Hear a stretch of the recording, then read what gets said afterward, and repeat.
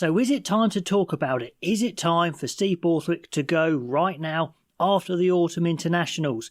Is England's coaching team simply not quite good enough? Now, I was watching the France versus New Zealand game, enjoying it, very exciting as a neutral, but I couldn't stop thinking about this.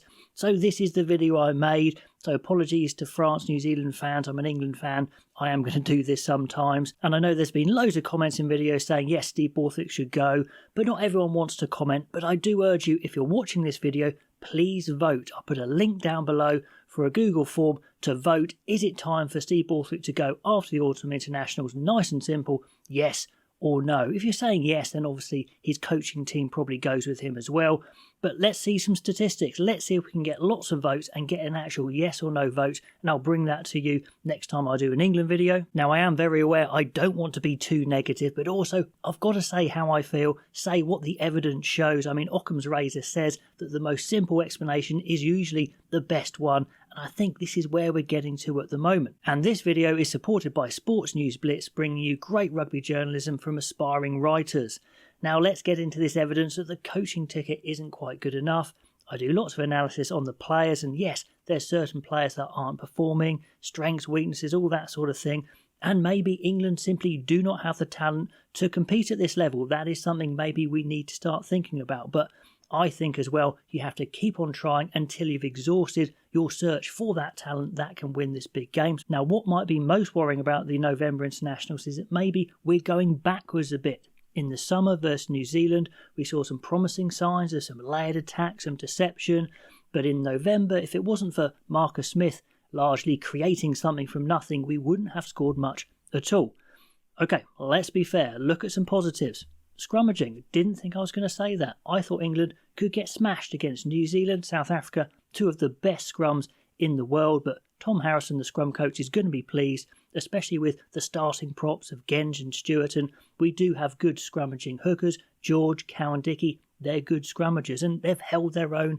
They've won some technical penalties. Yes, we haven't physically monstered oppositions, not that we're really going to, but we were worried we were going to get smashed and we haven't. So I guess not being smashed is a positive. Maybe that's not a great way to look at it. And I think it has to be said that the passion, the intensity for that South Africa game was really impressive. We were getting pace on the ball. The desire is there, so we haven't lost that. But now for the negatives. It does look like Steve Borthwick isn't a great selector. He sticks with players he likes. He sticks with players that are going to play a system, but I think he's kind of losing the point. It's not just to get a team that can play a system, that can stick together and grow together, which is great. That's what you do when you have a club and you just have the players you have.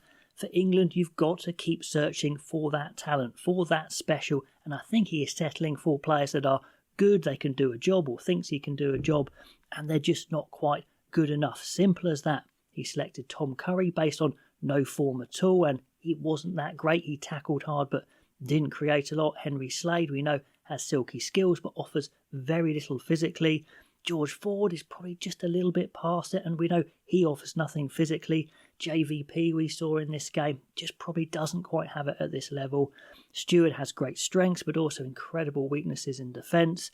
Haven't used Finn Smith, who was on great form, and he creates attacks, he gets things going for Northampton. We haven't tried any proper 12s. The bench of Cole, Dombrandt just doesn't seem to be doing it. Guys coming off the bench aren't having that impact. And we haven't even tried players like Tom Willis, who is absolutely on fire at number 8, or Ted Hill, who I always bang on about. No, you've got to keep looking if it's not happening. And I think he's settling with this team and just hoping they're going to suddenly get world class by sticking together. And I'm not sure that's how international rugby works. Okay, so let's talk about the running attack versus South Africa. The tactics seem to be get pace on the ball and hope for the best. And sometimes that worked when we get Earl on the ball, Underhill on the ball. It seemed to work quite well. Lawrence can be quite destructive, but there weren't really those layered attacks. There wasn't really that intricacy, and there wasn't offloading. You were watching France versus New Zealand, and the offloading was amazing. Australia, when they beat us, the offloading was amazing. And if you're going to be a top team, you have to have continuity in offloading. Are they not practicing it? Are they not good enough to do it? Or are they not encouraged to do it? I don't know which one it is, but it's not quite good enough. It's not going to break down teams. Against South Africa, we had attack versus attack and just didn't look like breaking through. Yes, you could argue that's partly down to selection. We aren't really selecting game breakers. Freeman on the wing isn't a pace power guy. He's not going to beat a lot of people. He's good in the air. He's a system player. In the centre, could that be different? But look at the pace of, say, Colby or Biel Barry or Caleb Clark's power. There's other wingers out there that are doing that. Do we need to carry on looking? Slightholm has got some good pace, struggled defensively maybe. Emmanuel Faye-Wabusu has been beating players, so that's a positive, but still, we are lacking those guys that can do something from nothing apart from maybe Marcus Smith. And even the most basic attacking platform, the maul, that's been a shadow of its feared England past. Yes, we've got some competitive kick chasers in the team. Freeman, Stewart, we know that Spencer can whack up a high ball, but it's not really happening. We haven't had those breaks round 9 either. We are really missing Alex Mitchell, so that's something that obviously Borthwick can't do. And is it simply that the attack coach, Richard Wigglesworth, hasn't quite got it at this level? As a club coach, he didn't really have it either. We didn't see that exciting creative attack, so why should we see it at this level? You could argue that, so maybe it's just the wrong man for an exciting modern attack. Then let's talk about the defence, which has been a disaster. They've gone for this high press, shut the corner defence on every single play. I wondered if they would learn and change it against South Africa, and they didn't, and it's costing them tries. Surely the data now is racked up. We know Borthwick likes his data. Surely you can look at this and say this is a flawed system. Yes, do it sometimes, but not all the time. And maybe even to give a chance of this system working, you need defensive monsters to carry it out. Maybe a Gary Ringrose at 13. Slightholm, Furbank, they definitely struggle to implement this defence for sure. So maybe we don't have the players suited to that defence. Maybe we're better off going up and drifting a little bit rather than trying to shut that door, because we're missing an awful lot of tackles. And when you put momentum on yourselves, it's hard to make a tackle anyway. And then if you get out of position, you can't come back and help out in defence, so your scramble was gone as well. And also I think we have to have a look at Steve Borthwick himself. He's chased away one of the best defensive coaches around in Felix Jones. I mean, something went wrong. You want to be bending over backwards to keep people like that. Same with fitness guru Aled Waters. Whatever's happened, it's not a good look when two of the best coaches just walk away saying we don't like working here. Borthwick himself, we know he's a bit low on charisma, can be a bit painful at times, but can he not see the deficiency that everyone else does? It's very easy to get in a bubble and say, no, that's all noise, we don't need to listen to it, when maybe the answer's right in front of you. But ultimately, international rugby is about winning, and Borthwick's England has now dipped below 50%. They're plummeting in the world rankings, if you think that's important. Dropping 5 places, they could be down to 8th at some point soon. Now, don't get me wrong, I would love them to wake up and get the memo, turn it all around. But again, maybe the most obvious answer, the most simple answer, is the correct one. Maybe they are just a bit out of their depth.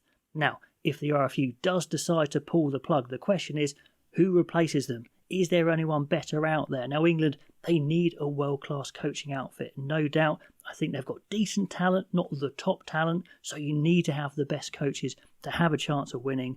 And maybe there is a chance. I think my decision would be to leave it for now. I just don't think pulling the plug now is the right time, because we've got to find the right coach. We need a long search period, and if we do look for a new coach, we need to be very clever about it, because the RFU doesn't have the best track record on being a great place to work. So I think we need some time.